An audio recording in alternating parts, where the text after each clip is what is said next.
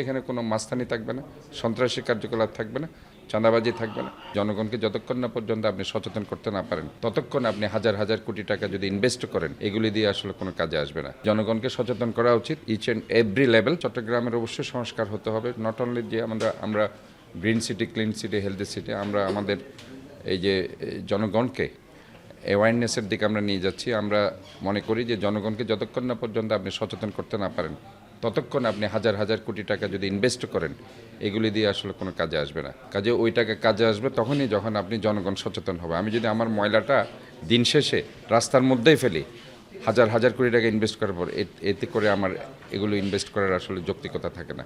কাজে আমি মনে করি যে জনগণকে সচেতন করা উচিত ইচ অ্যান্ড এভরি লেভেল, এবং ওই সচেতনতার মাধ্যমে আমরা একটি সুন্দর শহর চট্টগ্রামকে উপহার দিতে পারবো। ইভেন আমরা দেখি রাস্তাঘাটের যে সংস্কার হয় না, সে কারণে অ্যাক্সিডেন্ট হতে পারে।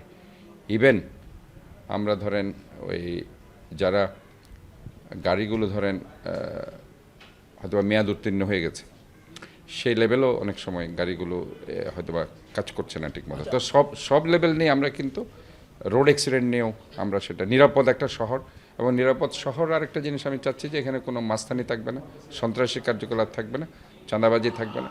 আমরা সবাই একটা সেফ জোন আমরা বাস করবো। এই টাইপের চিন্তাভাবনা নিয়ে এইসব সংস্কার নিয়ে আমি কাজ করছি।